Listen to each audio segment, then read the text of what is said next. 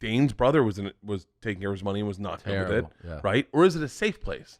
And that's the question I have is, I would love to be in a safe conservatorship where someone, I don't even know what a conservatorship is really. Like you can still drink, right? 100%. Cheers.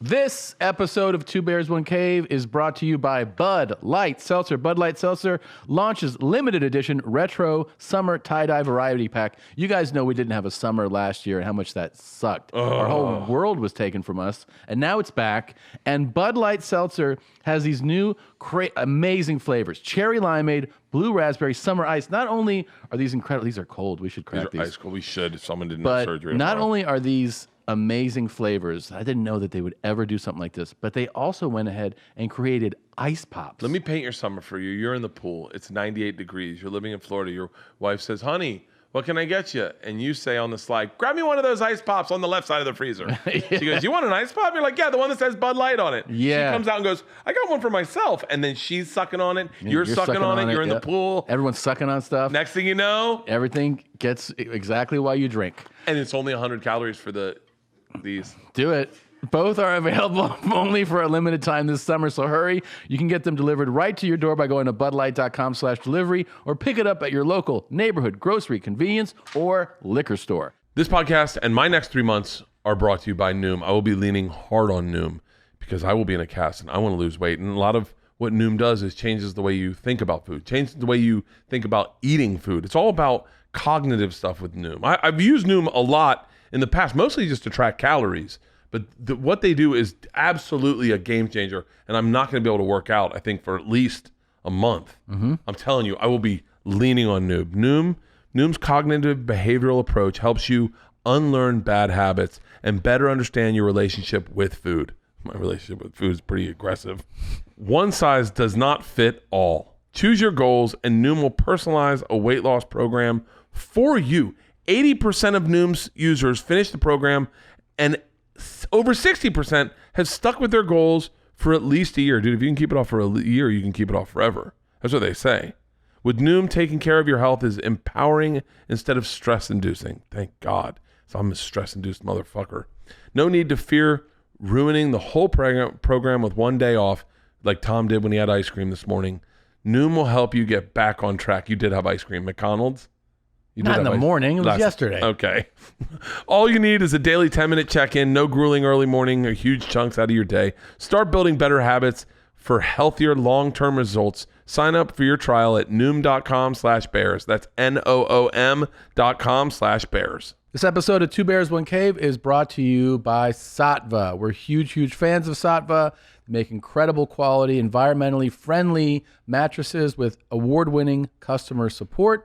Head on over to Saatva, SAATVA.com/theshit and get $200 off any mattress of your choice. We've had them all in my home. We've had the luxury firm mattress. We've had the memory foam lumen leaf mattress. We've had the Solaire that moves up and down and vibrates. My kid even sleeps on a Saatva kid mattress. They're fantastic. Incredible product. And like I said, incredible customer support. Don't spend huge, obnoxious amounts of money on a mattress. Get a mattress from Saatva where they don't have a store, they don't pay a middleman, they don't pay commission to salespeople, there's no overhead, and they pass those savings on to you. So head on over right now to Saatva, SAATVA.com/theshit and get $200 off any mattress of your choice. You thinking about ethnic cleansing? No, just that surgery wasn't that bad. Oh, that wasn't that bad, huh? Yeah. That surgery was like super good. And you can't see the scar at all, can you? No. Like I can feel it when I do that. I feel it. I feel it tighten up. Yeah. I haven't gotten my surgery yet, guys. We whatever. I don't fuck off. Yeah. If you can't figure out why this is, you've already seen pictures of me. It's called I'm sure. banking episodes. Yeah, it's called banking episodes because someone's going to Macon, Georgia, to sweat his testicles off. Yeah. How long will you be there? 1 month. God damn it. I know. And then when you go from there to the road?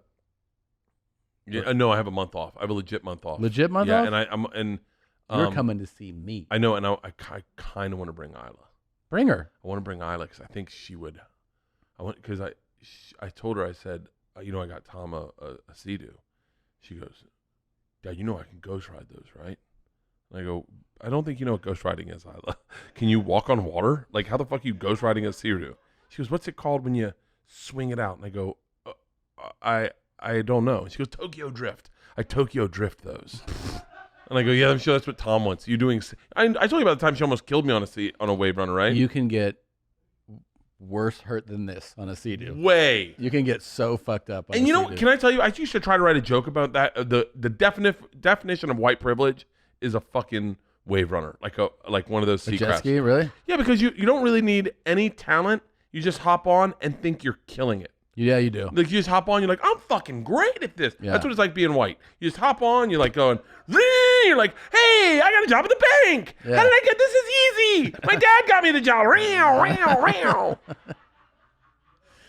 That is actually a really good analogy. Meanwhile, people of color are on the old school jet skis where you got to try to no, they're stand on up fucking on it. people of color on kayaks. They're like, come on, man. Yeah, dude. No, it's yeah. They're fucking. They're swimming with bricks. Yours has an engine. This sucks. And he's just watching a white guy in the center do circles. Hi, I'm a lawyer. My dad was grandfathered me in. Make yours do this. Yeah, it sucks. I used to try. It's easier to write jokes when I have someone to write. Maybe I'll run all my jokes that I wrote in Serbia by you, and then you can punch them up. Okay. I wrote so many fucking jokes that are like. Can I tell you the funniest thing that happened to me in Serbia? What? Not to keep hashing over this, but at one point they started cutting my hair weird, like they were cutting it and combing it to the side, and I was like, and they were trimming my beard odd. There, you'll see. There's a week period in this movie where you can see my beard's trimmed odd and my hair's combed odd. And I said to my hairstylist, I said, hey, why that my hair looks kind of odd? And she goes, yeah. And I go, it's funny. And they're doing my stunt double's hair next to me. I go, my hair looks like Kazumi's. She goes, yeah, he's your stunt double. And I go, so you make my hair look like his? And she goes, yeah, he's your stunt double. And I went, shouldn't his hair look like mine? And she goes, well, it's easier to make your hair like his. And I go, but he's not in the fucking movie. Yeah. She goes, oh yeah, good point. And then just does my hair normal. I go, what the fuck are we doing here? And then I was like, are we trimming my beard? She goes, I've been trimming your beard a little short here. We'll grow it out. So she goes, you know how fat guys grow it here a little bit. Yeah. And then it starts growing out. She's like, oh, it looks like you have a chin. Like a fake chin. And I was like, yeah. That's how we say it. Thanks, Jana. Jana, by the way, was the best. Just the best thing in the world. Trimmed all my ghost, those hairs that stick out. Yeah. Just went through with scissors and clipped them all. Oh, that's the best. So you have a flat beard. Oh, that's nice. So there will be scenes in this movie where I'll be like, that hair is weird. There'll be scenes in this movie where you'll go like that. And you'll be like, hey, he looks odd. I'll point him out. Yeah. By the way, we should do a live podcast of the movie where I can tell you things. Definitely. And tell you, go, okay, that's the day I had 12 cheeseburgers. Yeah. The behind the scenes of this is fascinating because I was completely out of control at times. Like I found out they had McDonald's there and I went fucking ham. Me and Isla watched The Founder last night. Have you seen The Founder? Yes. And so I told Isla goes, what is this? The Founder? And I go, it's good. You'll like it. She's like, really? Because Isla loves McDonald's. Loves McDonald's. So we start watching it. And, she's like, is it about milkshakes? Because he's selling milkshake things. I go, yeah, it's a movie about milkshakes, Isla. She goes, well, what's it about? And I go, just listen. Dude, so then... If I didn't know Isla and I just listened to you tell stories about Isla, I would think that she lived outside and like would just bring in roadkill for you to fucking... She's a wolf. She said, I watched her sniff something the other day. She sniffed it and her nose went like this. And I went, what are you doing? She goes, that's how you sniff. You got to move your nose around. It catches all the smells. I went, no, that's not how that works. And she goes, try it. And then I'm like, yeah, kind of, yeah. So we start watching The Founder, and she's literally petting the dog she named after the Big Mac. She's petting Mac, going, Mac. All of a sudden she goes, oh, this is about McDonald's? I go, yeah. And she goes, Mac, this is about your daddy. And she's like, yeah. And then she realizes Ray Kroc wasn't the best guy in the world. That he was kind of a little bit of a shit. Yeah. And he fucking stole the idea. And then she goes, oh, I fucking hate McDonald's. And I was like, oh, I just ruined McDonald's for her. Now she can't. Now she's like, I'm never going to McDonald's again. McDonald's is the shit. McDonald's is so good. And it's consistent. Yeah. You go to McDonald's in Serbia, you order 100 cheeseburgers. It's the same thing you get here. By the way, you want to talk about American glutton? They couldn't get the idea wrapped around their head, Tom. They couldn't get the idea wrapped around their head. When I said I need 100 cheeseburgers, the PA was like, I don't think you said the right thing. I said, no. In America, they just go, 100? Yeah. And 10? And they go, no, 100 cheeseburgers. And then I go, I'll tell you what. We'll be there all day waiting for cheeseburgers. Give me 40 cheeseburgers, 10 Big Macs, 10, just make it rain. Yeah. And they just were like, huh? I mean, it was like mind-blowing that someone would eat like that. How many did you have? I had, by the way, this is the day Mark and I legit bonded. You guys bonded on that day? Legit I would think that bonded. was the beginning of the day. He was like, I can't talk to this guy anymore. Mark's sitting in the car, and I ordered like 10 Big Macs, 40 cheeseburgers, 100 nuggets, a bunch of double cheeseburger. I was like, what? I ordered everything, and so I just bring a Big Mac. Obviously I brought two in for me. We were doing the scene in the car, and I just said, and Mark goes, "Oh, you have a Big Mac?" And I go, "I brought it for you." And he goes, "You got me a Big Mac?" And I was like, "Yeah." And he was like, "I love Big Macs." He goes, "I haven't had a Big Mac in forever." And he's like, "You can't tell Mary Lou," is his wife. And I was like, "Don't tell Leanne." And he was like, "Ah!" And then we just murdered Big Macs in the back of a car. And then every time I get McDonald's, I go, "Mark," and you go, "You know it." He eats really clean, but man, he will fuck up a Big Mac. So wait, how many did you end up eating that day from the McDonald's order? 10 cheeseburgers and 2 Big Macs. I was out of control. And you can see it on my face. You'll see it on my face. You'll see it. I'll tell you the scene, and you'll see it. I'd be curious to see you guess the scene. And you'll be like, this one? No. This one? No. This one? No, they all look like it. But, yeah. And then no fries? No, they're not good for you.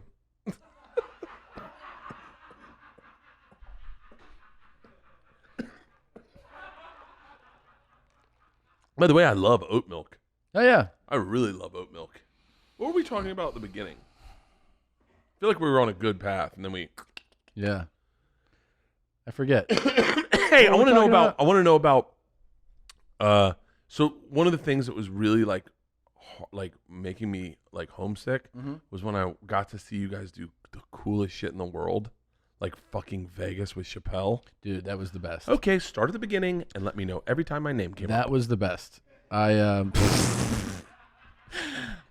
So Joe had called me a couple months ago, and he goes, "Hey, I'm doing Vegas with Chappelle at the MGM." This is a Conor McGregor fight.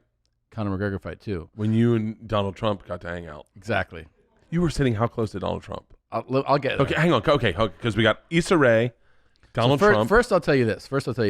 The weekend before was the first time back in Vegas since the pandemic. It was July, I think, 2nd and 3rd. Bill Bert. This was everyone was there, and everyone sold out. Everything sold out. So my shows were sold out in advance. My October and January shows are sold out at the Mirage. People, once they announce shows are back, it's like demand. Dude, I still have through the roof. A few tickets left for Red Rocks, September 8th. Red Rocks, September 8th. That's outside Denver, and that's a 9,000 seat amphitheater. And we've got about 1,000 tickets left. Yeah, it's going to clean up. It's going to clean up. But go ahead and get your tickets. Go ahead and get your tickets now. Okay. Yeah. I mean, we got 1,000 tickets left, but clean it up. Let's clean it up. Let's clean it up, guys. So I get there, and you can feel the energy is like in the city. You know, sometimes you're just somewhere you're like you can just feel it. So I'm at the Mirage. Burr is at Park, whatever it's called. Parks. I forget the name of the. Whatever. Park Meridian. No, Park. I forget the word. Park is in the is a casino name there. So right. What is the park? This should be good. Parking lot. There's parking lots casino, in Vegas. Las Vegas. Well, I Las can't think Vegas. of the fucking name. Park MGM. See. Oh wow. So now here's my question. Park MGM I'm immediately guessing Koreans bought it. I have no idea. That's an educated guess. That's an educated, borderline racist guess. Park's a big Korean name, right? Yeah, it's Asian food. Hold on. Wait, is that kimchi? Is that kimchi? Do I see kimchi on the front fucking page? Is that an Asian chick? Is that Korean lady? That's dude. Well, we do know something about the Vegas. Jamie casino. Foxx. They love Jamie Foxx. We do know this about Vegas. All casino designs, aesthetic choices, everything caters to the Asian community. All of them. Yeah. Like not, I don't mean like in As a it general sense. should. I mean specifically. They are our biggest customers, and anything that would disrupt or offend the Asian community, Las Vegas casinos are like, fuck that. Like we just do. And you can go to most casinos. The nice ones all have like a legit Asian restaurant in there, at least some Asian cuisine, colors, number, everything to cater to the Asian community. Anyway, I'm there that weekend. It's my first weekend back. It's everyone's first weekend back. Bert is down the street at the park. He's sold out. Chappelle is at the arena on his own. 2 nights sold out. Bruno Mars is down the street. He's sold out. The Cirque shows are sold out. A couple other big acts also. Everything's sold out, right? And you feel it in this. You're walking through this and you're like, holy shit. It's a lot. And like the staff, some of them, it's like their first. One of my like, the person who takes care of the talent there, it's her first. She's like, I just got back yesterday. Yeah, everyone's. I've had a year off. You know? Yeah. So I'm doing the Mirage, and the shows are, but like you walk out, it's bananas, bananas, and they're so fun. It feels so fun to be back, and I have a great 2 nights there. Like I said, friends come out to the show. It's a great time, and then I go from there. I think I go here. Yeah, I come to LA, do more podcasts. Then I fly to Texas, and then I fly with Joe and his family to Vegas. And His whole family went? Yeah. Oh, that's cool. They all went, and then that's a marked difference from when he first started doing MMA fights. Oh, it was him, Eddie Bravo, Joey Diaz. That's right. fucking crazy. I know, it's crazy. So the whole fam's there. And what's Joe Dad like as like a girl dad? Is he like a legit girl dad? Yeah, you know, what I've noticed is that he talks to them normal. Dude, that Like makes me just so normal. happy. Yeah. I feel like I've always talked to my kids as if they're adults. Yeah, he talks to them very And then like oh fuck yeah. like one of his kids is really funny, and then like she'll say funny shit, and then she'll repeat it a bunch, and he'll be like, it's not funny anymore because you keep fucking saying it, you know? Like shit like that. Like, which is I love. I think I'm like that's exactly what I would say to one of my boys. But anyway, we're hanging out. We get there, and it's the first night at the arena, at the MGM Grand Arena, which is such a famous of all, you know, of arenas in Vegas. Like that's the one. Concerts, fights. If you're a fight fan, you know, that's Tyson Holyfield. That's all these like legendary fights. Yeah. And we're just walking, obviously, in the tunnel, and Donnell's on stage. So the show's already started, and you're showing up. No, I get there like just before, and they're like, show's gonna, and I'm like, when does this shit start? You know? Are you nervous because it's so big? I'm what nervous. Is it, 15? Yeah, about 14,000 plus. I'm more nervous, not just the size of it. I'm like, I wonder how I'll be received, because I've done shows as like a special guest. Yeah. And where people, like one time I did the Gramercy in New York, which is a 500-seat venue with Dave and Chris Rock, and they were like, tonight's special guest, and you can see people are like, wait, how did you get on that bill? They love me. So they wait, for real, how did you get on that bill? Because I know if they're doing 500 seats, this must have been 15 years ago. No, this was like 2016, 17. What were they doing a 500 seater for? Because they like Dave likes doing those too. You know, he actually, from what I've gathered, he actually prefers small venues, but you know, the business is there for him for the big venues. Yeah. So, and I did the Shoreline with Dave, which is 22,000 seats we did. Jesus. And that was with like a bigger lineup. But anyways, on that Gramercy show, when they go special guest, you can tell the audience is like, is it Jon Stewart? You know? Yeah. And then they were like, Tom Segura, and you hear like that kind of shit. And I was like, if it's that for 14,000, it's gonna be like, oh man. So that was my only thought. I was like, all right. So they call me when he introduces me. It's like I wouldn't. It's like pandemonium. Yeah. Like full minute of applause, screaming, and I was like, oh my god. And I have a crazy set, like a great set. Then I'm done. Joe, and then Dave, and then Talib Kweli closes out the show. And then the next day they switched it up, right? And the next day I'm more comfortable because how funny is Talib Kweli? He's got a great hour. He just did an hour.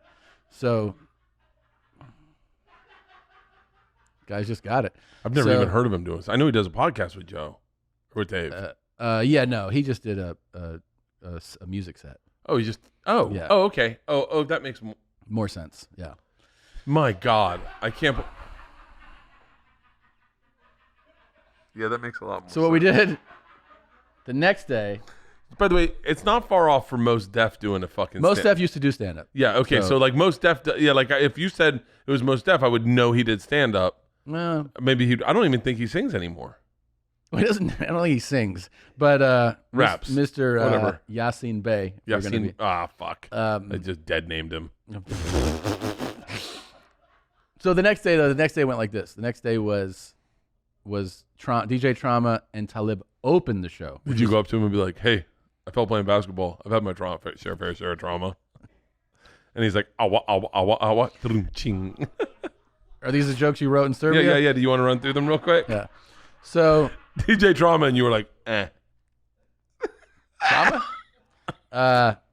No. So when Talib opened the show, that was the way to go. Place goes crazy. Then Donnell, dude, I get a crazier reception the second night because now I'm ready. Oh, so you did two? We did back-to-back nights. Oh wow. And then Joe annihilated. Then Dave, and then Dave. I think Dave is like an event. So like, there's just celebrities, and then there's an after party, and the after party, Action Bronson. He looks great. By the way, He looks great. Urkel was there. Jaleel White. Yeah, he was there. Love Urkel. Machine Gun Kelly and Megan Fox. Ooh. So they came to the show, and then they're at the after party. Then Machine Gun Kelly looks 20 years young. It looks like he's getting younger every time I see him. He looks like a teenager. Yeah. Yeah. Last time I saw him, I thought he was like fucking 40, and now he looks like he's 22. I'm gonna take whatever the fuck he's taking. I guarantee he's on peptides. He looks super young at this thing. Look at him. By the way, he's one of the best live shows I've ever seen. Really? 100%. I performed with him live at Roverfest, and I've never been blown away by a guy who put out more on stage. I mean, I've never seen someone fucking lay it down the way this guy did. Fucking 100% of worth the ticket price. Wow. That guy. We're at this after party, and Drake is at the after party, which I'm is a like, huge Drake fan. of course you are. My favorite song he sings is the one "Let's Take It Off," whatever. I don't know. By the way, I was talking to Jimmy Tatro, and he goes, "The fact that you don't know who Drake is kind of sad." It's a little bit sad. I was like, "It's kind of nice." It's like not knowing about the coronavirus and living in a fucking hut on top of a mountain. I think it'd be like somebody being like, I saw this LeBron James highlight, and someone going, "Who's that?" And you're like, "How do you not?" Would be know? nice to not know about that shit, though, wouldn't it? Really? Yeah. I mean, but you'll love this one. I don't know if I told you this one. So, shows are and I mean it. Like I could play you audio of the shows where you'll be like, "Oh my god, Yeah. It sounds crazy." It's that many people, and they're all going nuts. And it's like, part of it's just like the energy of like, shows are back. Yeah. Everybody had great sets. Shows are crazy. So I'm at the next day. I'm at the Conor Dustin Poirier fight, and it's a scene. Everybody that was at the shows and at the after party is now at the fights. Like, so your first night's fun, but the second night after party is all the people that are now going to the UFC fight with Conor McGregor, who also were at the show. Yeah. Yes. Wow. So I'm walking one time. So I get to sit behind Joe. Like, so there's the cage, there's Joe and Cormier, and then I'm sitting behind him. Like, it's the best seats in the fucking arena. And I got to go pee, right? So I get up, and it's mayhem. I can tell there was rumors about Trump coming, but I could tell he was coming by one of my pee breaks, because when I got into the tunnel, I tried to make a right, and somebody was like, whoa, where are you going? I was like, over here. And he looked at my badge, and he's like, you can't go over there with that. I was like, really? Like, because I'd been back there before, and he was like, no, you got to go that way. And I was like, all right. And then I go pee, and I come out, and I see a bomb sniffing dog, like, with like a cop. I was like, oh, this ain't for a fighter, Yeah. So, and then I turn up my head this way, and I see 100 Las Vegas Metro police officers, right? And I was like, oh shit, like this is I come back and I go, Trump's coming. Oh, but there were rumors, yeah. There were rumors days before, but I was like, when I saw that, I was like, that's not normal. You know? And then I'm coming back and I feel a tap on my leg. And I turn and it's Justin Bieber. And he goes, I swear to God. He goes, I'm a big fan. Okay, this is a fucking Jennifer Aniston story. Not. This is a Jennifer Aniston I swear story. to God. Wow, you really fucked yourself with the Jennifer Aniston. I swear to God. Listen, okay. I swear. Okay. I swear on my boys. Okay. Where's the picture of you and Biebs? Keep going. Let me. Okay. All right. Tell me about this fantasy. So they put you on anesthesia and you meet Justin Bieber. I swear to God. Okay. I swear to God. He taps you on like, hey man, I'm a big fan. He goes, I'm a big fan, and he extends his hand, and I go, oh, thanks, man. And then I ask him, I go, how was your show? Because the day before, I'm riding the elevator in my hotel, and this guy goes, Tom Segura. He goes, I'm a huge fan. I go, yeah? He goes, yeah. I go, you coming to the show? He goes, yeah. I go, all right, man, we better get over there. He goes, for the Biebs? And I go, hey, dipshit, you think I'm going to my show? And he was like, oh, no, I'm going to Bieber. I was like, you're not a big fan. So yeah, you're not a big fan. Yeah. So I knew he'd had a show. Yeah. He was so thankful that I asked him how his show went. Like 30 seconds. Does he follow you on Twitter, on Instagram? I don't know. He should. Let's so okay, out. so you and Justin Bieber and Donald Trump are in a no. Okay. The Bieber story is 100% true. For real. I swear on my children. Okay. I swear on my children. Get him on the horn. I can't get him on the horn. Does Biebs follow? Biebs doesn't follow anyone we know. All right. That doesn't mean that this didn't happen. Okay. So keep going. So wait. So tell me about Donald Trump. So they walk him in. Bieb only has 185 million followers. Wow. Do you realize what he could do to your tour dates if he was like, make sure to go see this guy live? By the way, you realize how many people would be walking out of your shows? A lot. They're like, Justin Bieber sent us. I can't wait to see what kind of fuss in front of them. What the fuck? My mom's 69. God, it would ruin the shows. It would ruin them. They would. But how much fun would your fans enjoy watching Bieber's fans walk out? I have to say, it was a very nice celebrity interaction. Oh yeah. Like, I don't tap people's shoulder a lot. The fact that he did, it was very nice. Do you realize there is not a celebrity alive that I wouldn't tap and go, hey man, big fan? Oh, I know. Oh, you know who I did it to though? Who? I did it to somebody who I didn't know because I thought it was funny. Who? If you go to my Instagram, Issa Rae. Addison Ray. Addison Ray. Who's Issa Rae? That's an actress. Addison Ray. Who is Addison Ray? She got in trouble for like a TikTok dance with someone in the background or something. Did I tell you the Addison Ray story though? I don't know who Addison Ray is. If you scroll down, you see me with having a picture with her right there, right? So here's the story with this. This is at the weigh-ins. This is when I believed you got hair transplants. So funny. He hit me up from Serbia. I go, you got hair? I was sitting with Jimmy Tatro, and he goes, man, Tom's a big hat guy. And I went, oh my God. He got hair transplants. And he went, what? And he go, we got offers to get hair transplants. And Tom took him up on it. They put him under and they did his hair transplants at the same time. I go, because he's a double up motherfucker. God damn it. And then you're like, don't tell anyone. I told everybody. I was like, fuck him. He got hair without me. Can I tell you something? You're the worst secret guy in the world. This episode of Two Bears, One Cave is brought to you by ExpressVPN. You know what's not fair? The fact that Netflix hides thousands of titles, shows, and movies based on your location. You don't even know what's available. The top 10 trending in Serbia were totally different than the ones in. And that's when this Hey, let me tell you something. You could actually use ExpressVPN right now and make Netflix think you're still in Serbia and watch all the shows, 3rd and 5th seasons that you didn't finish while you were there, and you can sign into Japanese Netflix and France's Netflix. British ones for Doctor Who? For all of them. It's amazing. I've used ExpressVPN, not just to do that, but to also watch things that I'm not supposed to watch. So, be smart. Stop paying full price for streaming services and only getting access to a fraction of their content. Get your money's worth at ExpressVPN. expressvpn.com/cave. Don't forget to use our link so you can get 3 extra months free. That's expressvpn.com/cave. expressvpn.com/cave to learn more. This podcast is brought to you by Whoop. I did a pitch for Whoop when I had to explain to the Serbian costumers what they go, what's that on your wrist? And I go, it's a Whoop. And they go, what does it do? And I had to explain, it helps you live a healthier life. It gives you insights on your sleep, your workout, your recovery. And they were like, recovery? And I was like, yeah. And they go, do you take it off? I said, I never take it off. And they go, well, we need you to take it off for the movie. I was like, that doesn't happen. And they were like, what do you mean? I go, how will I know how my body's recovering throughout the day? I mean, I need my HRV, right? Yeah. It's incredible. It's like an insight into your body that you would never know without wearing one. And you can get all of this great insight for less than $30 a month. I tried to explain it to all of them. None of them got it. I'm telling you, I don't do anything without my Whoop. I absolutely love it. And they've been a friend of ours since Sober October, like 3 years ago. Yeah.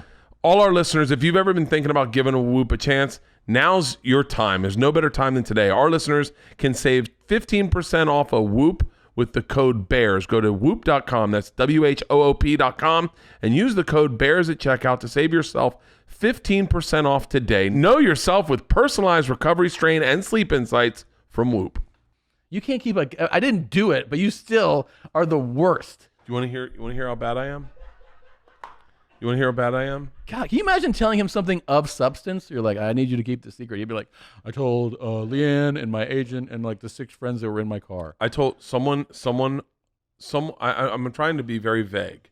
Someone told me a secret, and I didn't realize it was a secret. How did you not realize it was a secret?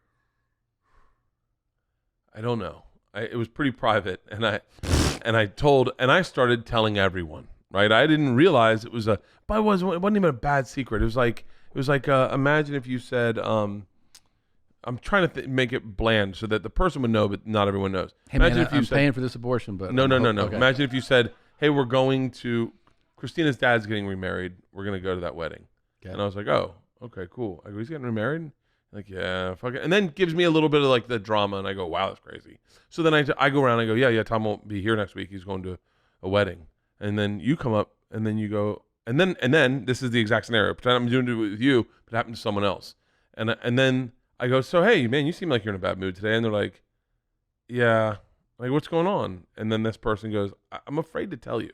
And I go, why? And they go, because you tell everyone everything. And then I said, no, I don't. And they said, you said Christina's dad's getting married. We're going to the wedding. You told everyone. I didn't want everyone to know that. And I went, oh, I didn't know. And then they tell me what's going on.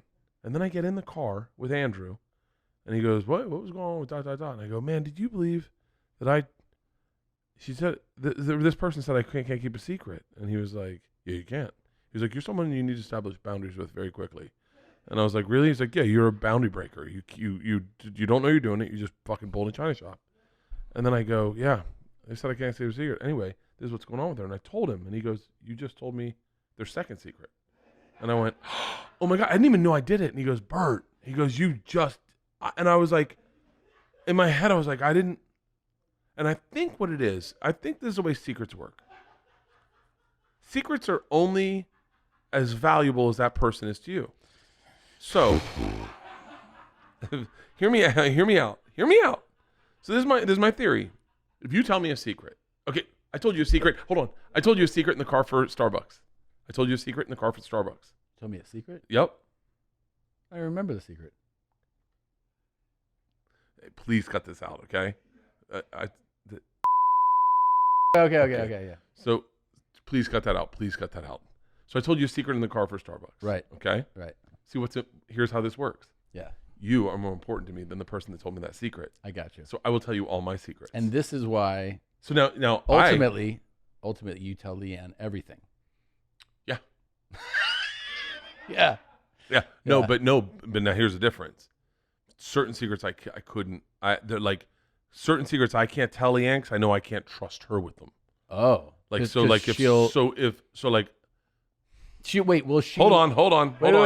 on. Me and you have a secret, okay? Do you remember the time me and you had a secret and you looked at me and you said, no one knows about this? Do you remember that? No. Can you fucking write it down or something? Here. Yeah.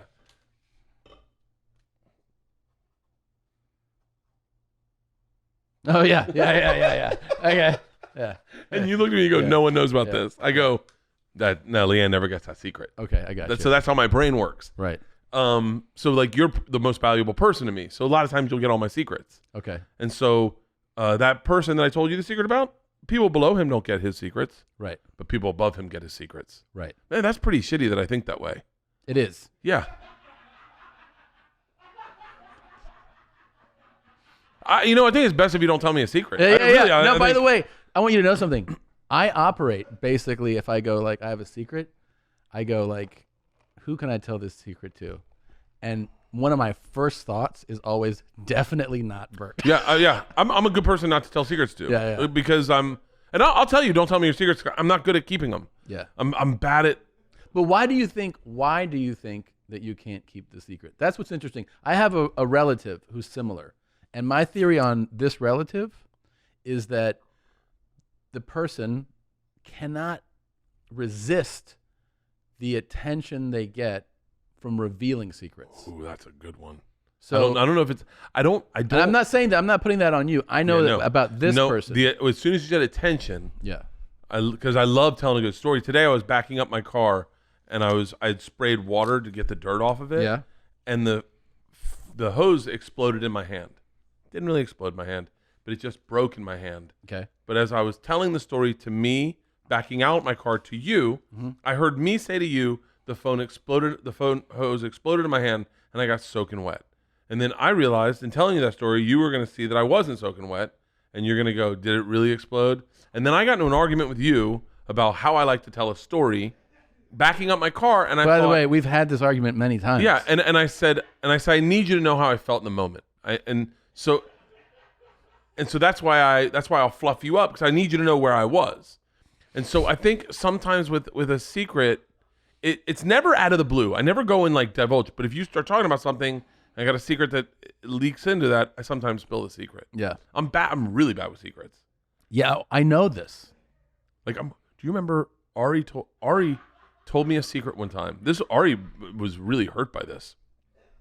He told me a secret in my car, in our car, going to do Rogan with you. He told me a secret getting onto the 101. I walked in the door and I told you and Joe that secret in front of him, and I didn't even realize I did it. By the way, that's the other part, is I don't even realize I'm doing it. The majority of the time, I don't even know I'm doing it. And Ari said to me, I will never forget. I'll tell you one. I'll never forget this. And it's because it's not a big deal that it didn't affect our friendship or anything. Oh God, which one's this? This is so many years ago. But you're living, remember where you lived where you had the rooftop apartment? Yeah. That, like Street. Yeah. Street.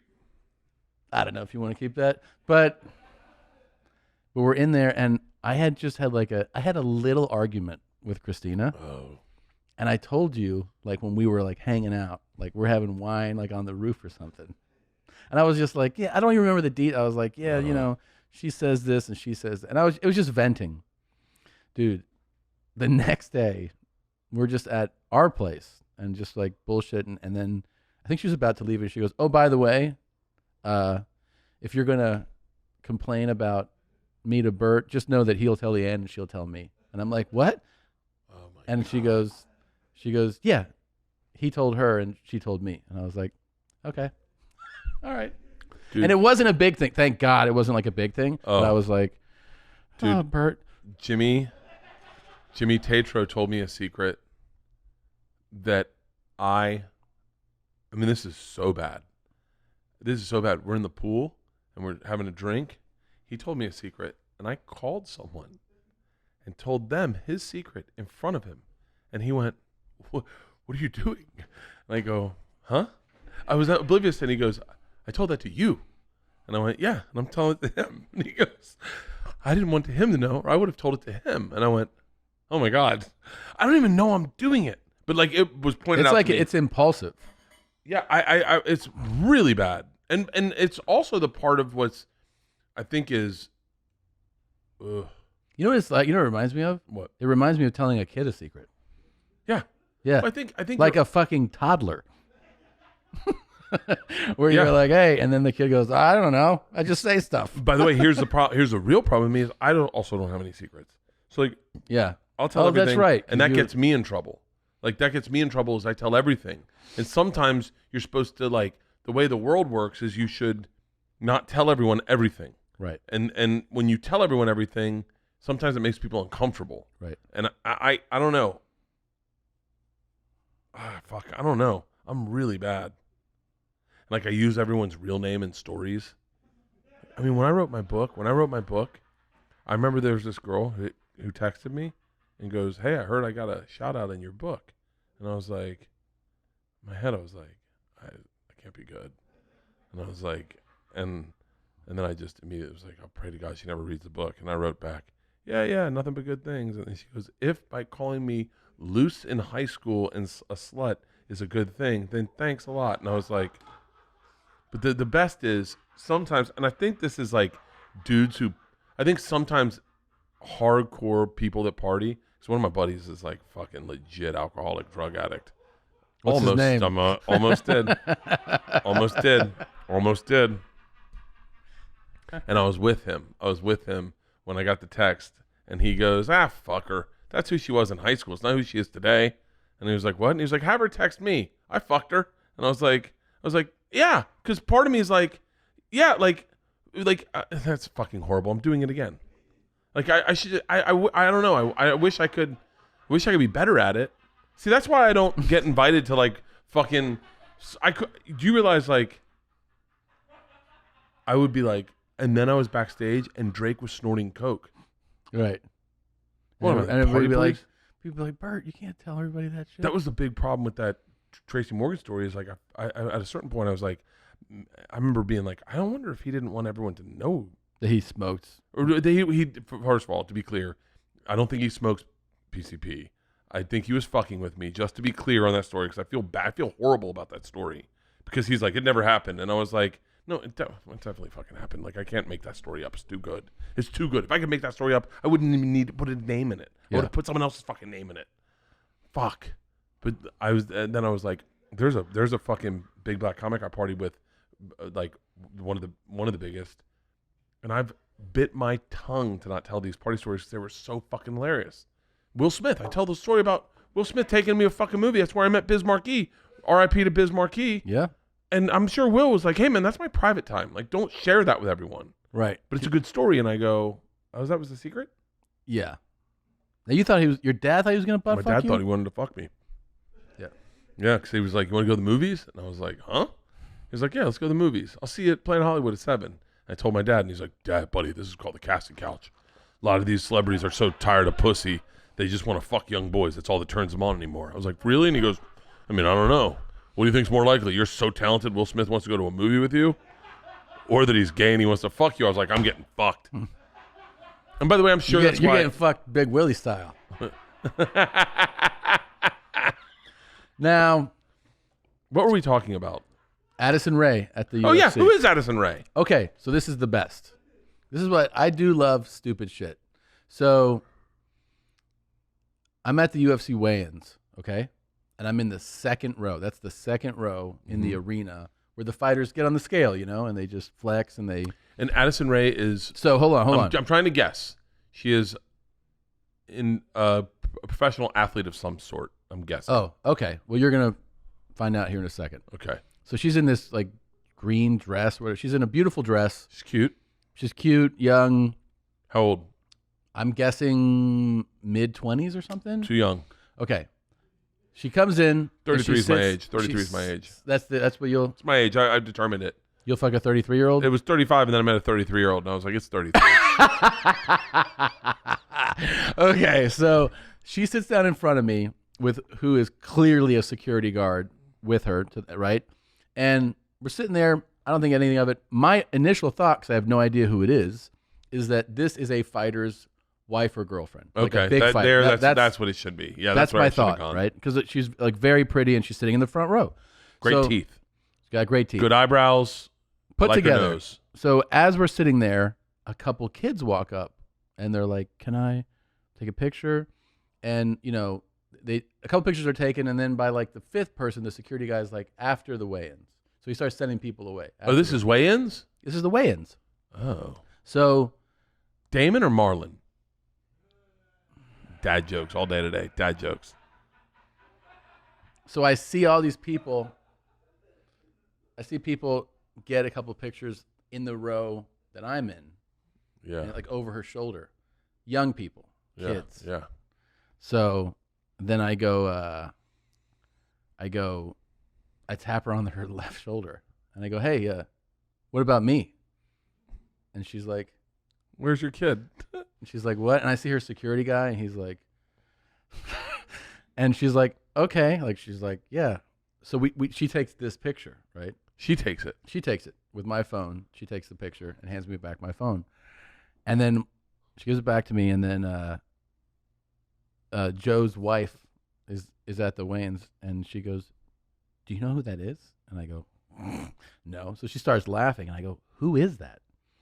And she goes, "That's Addison Ray." I'm like, "Who the fuck is that?" She's a TikToker. She has 86 million TikTok fans and 36 million Instagram fans. What? Followers. And I go, "From TikTok?" Pull up her page, click her link, keep going. Yeah, click on her page right there. Addison Ray. Ooh. We're up to 38.6. Am I seeing that? Yeah. Wow. Okay, give me like a real picture of her. Oh, you know what's so funny? Oh, go to that box, that kick, the I know boxing what you mean. thing. Yeah. That's so funny. I just saw this on my news feed. Or maybe click the next thing. I just saw this on my news feed. when I was in Serbia. Okay. It's so funny. I saw that exact thing, and I was like, so this girl, is this girl famous for doing videos with people behind her? I have no idea. I think she's famous for doing videos with people behind her. Here's what I know what ended up happening. I just did that stupid picture and posted it, and I was like, "It's always good to see my good friend Addison Ray at the weigh-ins." I was tagged in, like, I don't know how many accounts that are Addison, like, because when you're that famous, there's like Addison Ray News, Addison Ray Fan Base, Addison Ray, like, all these accounts were like Addison Ray and Tom Segura at the thing, Addison Ray, and I was like, I have no idea who this is. And from what I understand, it is just for, like, the origin of it is TikTok. It's I'm gonna take an opposing view Of what would be you call Instagram models or Instagram celebrities, TikTok celebrities, is I think everyone used to think, go back to Addison Ray's page. I'm curious about her. There's one girl I used to talk about all the time. I can't remember her name, but so she's pretty famous, right? who? This Addison Ray. Well, I mean, you saw the number of followers. Well, she's that famous. She's really pretty. But I used to shit on it. She was flirting super hard too. For real? No. I think people used to shit on it, or people do still shit on it, like TikTok famous or whatever. And Yeah. I don't, because I don't. If that person if Addison Ray gives you the same thing that, say, like a David Goggins gives, because I hope David Goggins takes this as a compliment. But David Goggins is an influencer, really. I mean, he's not a pro athlete. He's not. I mean, he's an author, but he's famous for being, on Instagram and on podcasts, right? Like, I mean, he's like, that's his brand. Is that's where he builds his fan base. Is he goes and works out he collabs with, like, Cameron Hanes. They do a collab. Now, they're grown men, so you wouldn't call it a collab, but that's what Addison Ray does. Is she does collabs. She meets another TikToker, they collab, they share each other's fans, and then broaden their bases. And that is what, Cameron Hanes got a book out. He does? Yeah, I pre-ordered it today. I pre-ordered it and because I like Cameron Hanes, and he's also super inspirational, and I like his mentality. Same with David Goggins. But God damn, Keep hammering, man. What are you doing? What's fucking that? Tom, just give me a sec. Anyway, I'm watching, my fucking autistic co-host. Go ahead. But it's like whatever you like. You can't shit on things that don't, if they don't give you inspiration, because it gives other people inspiration. That's wisdom, is what you're actually spewing right now. That's actually wise of you to say, because it's true. It's the argument. I learned this years ago about movies, right? You'd see a movie poster out, and you're like, fuck this piece of shit movie. Who the fuck? And then you learn or realize that not everything's made for you. And then you go, oh yeah, that's what going to like the movies was. You go to the movies, let's say there's 12 movies out. There's a couple comedies, a couple dramas, there's a thriller, there's a kids movie. You know what I mean? It's all these different things because it's appealing to different audiences. And just like celebrities, look, you could make that case in the world of what we do in stand-up comedy. I was just about to. That's a brilliant. We're all like a movie. You know what I mean? Like if you want to use that analogy where it's like, do you want this type of experience? Go see this type of comedian. And so we're all appealing to different people. Bo Burnham's special. Amazing. I played it for someone and they were like, I don't get it. It's stupid. Oh, I thought and I was like, hold on. And in my head, I was like, you're my friend and I know you like good stuff. So just give it a second shot. Yeah. Like give it another shot. 'Cause it's really fucking awesome. Yeah. It's really awesome. And he's like, it's not good. It's not funny. And I was like, no, it's a different type of funny. It's like, it doesn't have to be like a fucking like, it's fucking really good. And by the way, I laughed out loud in that type of way watching it. And the same thing goes with like, when you talk about movies, I'll never shit on another movie ever again.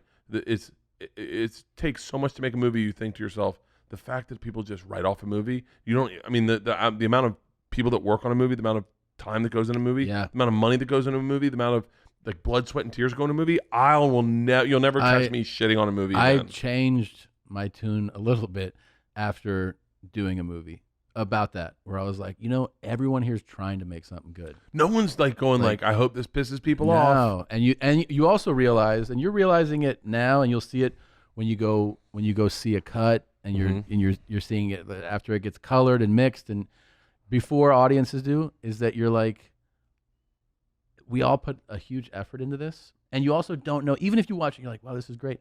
You still don't know how it's going to be received. You still don't know. You still don't know if audiences will respond to it. You can't tell any of those things. No. That's why I said this last week, but I go, the only thing I can affect is if I have a good time. I want to make sure that I have the time of my life. Yeah. This is an experience meant for me to love every fucking dripping second of it.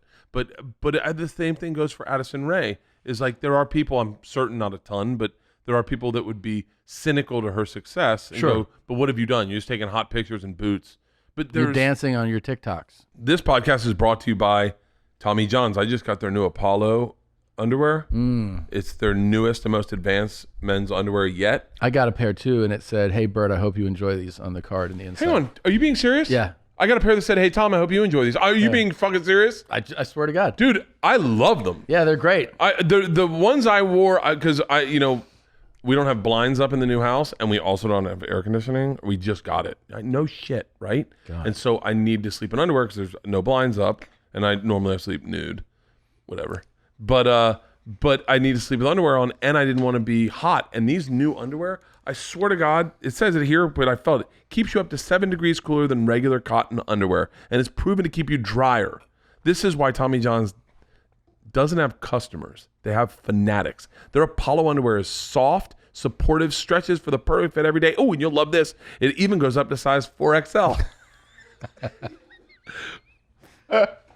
Right now, get 20% off your first order at TommyJohn.com/bears. Go to TommyJohn.com/bears for 20% off. TommyJohn.com/bears. See site for details. Yeah. By the way, I think it's so funny. So wait, can you pull I up know her who that TikTok? girl is, but I thought she was famous for dancing in front of people. Wait, maybe that's how the TikTok thing started. Hey, will you? Because she's famous from TikTok first. Like this is secondary, right? So type in Addison Ray dancing in front. Well, let's see here. Let's see the TikToks, because I know that like there's 82 million people on. I mean, now, like, scroll down, because now it's like she's famous already. You know what I mean? Like, scroll down to like. No, it was stuff. just recent. No, I'm saying that like these all have multiple millions. Go up. I saw it. Go up. Oh no, I'm sorry. So one of the things that 37 million and her just dancing with someone. Yeah. Oh, is that guy like? He just dropped it to the floor. That right there. Hold on. That's got 38 million fucking views. We can recreate that for 37 million views. Well, we could definitely. I'll put on that top. You can wear that. Wait, who's wearing what? I don't give a fuck. I'll do it naked and suck your dick doing it for 37 million views. Wait, hold on. Hit the audio on this. Let me hear what. Are they saying something like? Are they doing cheat codes to a video game? Or is the guy known? Is the Father's Day, Monty. It's wet ass pussy. Okay. Who's Monty J? Is that her dad? Monty J. Lopez. I don't understand. Maybe. Oh, that's her dad. Okay, that makes sense. Yep. Husband and share. Yeah, that's her dad. Wait, how old is their dad? I don't know. He's got 5.5 million followers. Husband to Sherry, dad to Addison. Okay. Now do what I said and scroll all the way down for a bit. Let's see if like what got her famous, because these are all like I'm already makeup tutorials. Well known. Oh, maybe it is makeup. It's got to be. That's like a hot thing. I know the girls watch them. Watch makeup tutorials. Yeah, and Georgia's makeup game's better. I mean, she's got pretty good makeup game. Yeah, it's a lot of makeup stuff, and then. Can you tell? Let's see how far back you are right now. Like, do you know when that was posted? That's got 71 million people. No, it doesn't say, huh?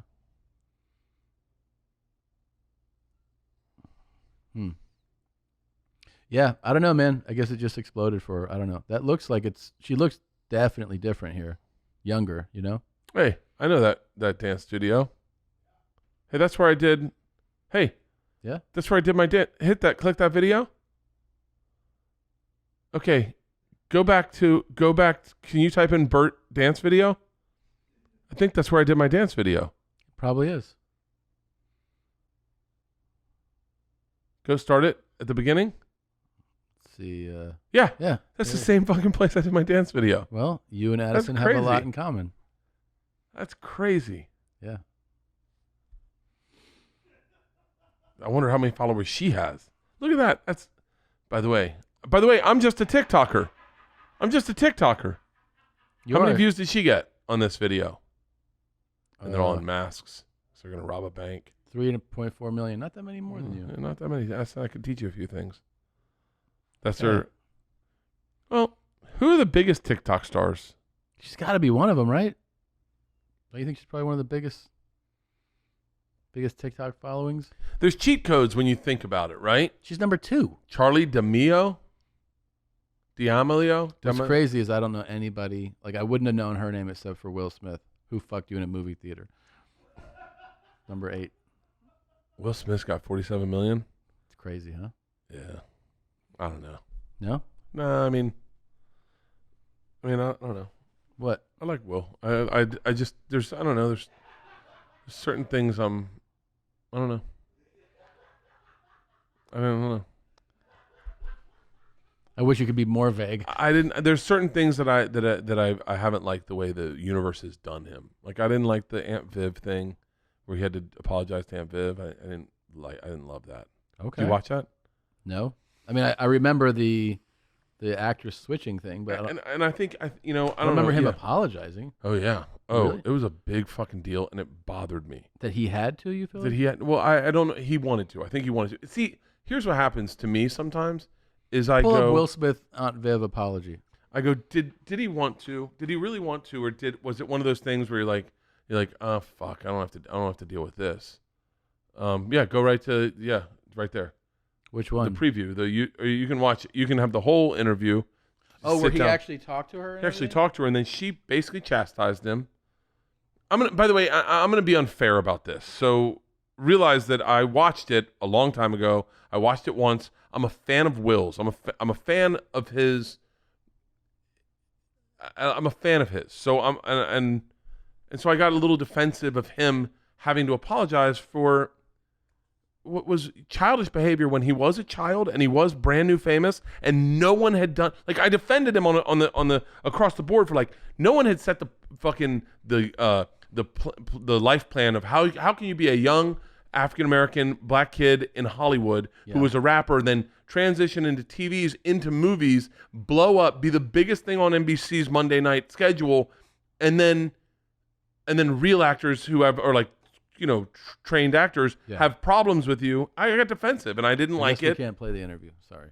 I didn't like it, and then I just felt like I feel like lately, like I feel like Will gets maybe sometimes attacked when he shouldn't get attacked. And maybe I'm attacking him right now, but I go, but I just didn't like it. I don't like. Well, there's something like that's changed, and that is that he used to be in the media landscape was like, you put out a show, you put out a movie's a big hit. Like, that's all you need to do. And then he's actually adapted. You can give him credit in a way. 100%. He's like doing the social media stuff, doing that big YouTube and Facebook stuff where he's like documenting. Yeah, but when I see him on TikTok, but he also, I'm gonna. There's a cunty thing to say. There's a cunty thing to say. You ready? Okay. I'm gonna say it. It's a really cunty thing to say. Okay, be a cunt. I apologize to everyone that's on that list, but none of you deserve to be on a list with Will Smith. In my opinion, it's Will Smith. Hold on. Let's pull up the game tape. Pull up the game tape, Tom. Give me some fucking. Give me a Will Smith highlight reel. Okay. Now listen. Nothing against Charlie, Addison, Zach, Bella, Spencer, Lauren, or Dixie. You guys, I think you guys are killing it. I think you guys will have huge careers ahead of you. I think you can all acknowledge, though, that Will Smith was a trailblazer for young black men in entertainment across the board. You're talking about a dude who took a chance and made out with another dude when homophobia was running rampant in the hip-hop culture in a fucking movie 6 Degrees of Separation, right? Right. You're talking about a guy who literally changed the landscape of summer blockbusters, right? Yeah, he did. Yeah, and you're talking about a guy that started in fucking West Philadelphia, born and raised. Mm-hmm. Got in some trouble on the fucking basketball courts, right? Right. Mom moved him out. He changed network television. And he also spoke to people about how, we all agree that our parents don't understand certain They things. just don't understand it sometimes. Yeah. And so I take umbrage. When I see him on that list, I go, good for Will. I just personally, I put him on a different level. I put him in a different category. For me, good for Will. But I don't want to see him on that list. Good for Will, but I look at him differently. Because TikToks are great. I saw the one where he was diving in the deepest pool. I follow him, dude. I watched him jump out of a fucking helicopter, jump out of. I love Will, but I don't know, man. I get a little defensive of him because he was the first guy that introduced me to the entertainment business. He taught me how to pitch a movie. He was the first person to find me first class. Like, everything about Will, I get defensive of. Yeah. Because I go, it's fucking Will goddamn Smith, man. Like, fucking Happiness, Pursuit of Happiness. Yeah. The fucking movie, dude. Is that the name of it? Pursuit of Happiness? I'm bad with name of movies. I don't know. I never saw it. You saw it, right? Fucking amazing, correct? Is that the one with the sun? Yeah. Yeah, I don't want to see that. Oh, dude, it was amazing. He's a great... Can I tell you something? Yeah. That's called a black bummer. Normally, white people make white bummers. And it's just to bum you the fuck out and make you cry about some cancer or some shit. And that was a big old black bummer. And let's take it. I don't you ready? want to see Let's take it. Let's take it one step further. All right? Okay. Here we go. If we're gonna do Monday morning quarterback for how we behaved in the early 2000s to Paris Hilton and to all them, right? And to Britney Spears. Oh my God, that poor woman. What is happening? Hang on, stop. Let's stop right there. How about let's do a big mea culpa for Lindsay Lohan. That girl got butt fucked by the media and all the celebrities in Hollywood. And she is legit talented. Yeah, she is probably one of the most talented actresses of our generation. I will stand by that day in and day out. Dude, Mean Girls?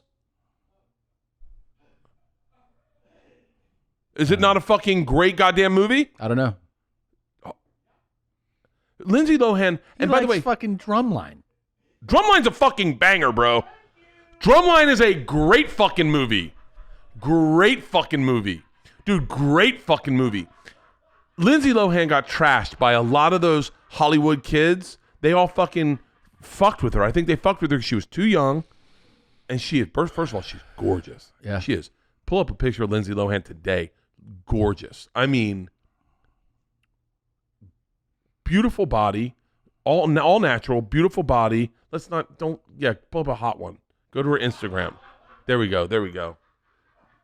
Fucking media does you shitty, and they're not going to hold themselves accountable. Gossip.com isn't going to hold itself. Gossip Scoop?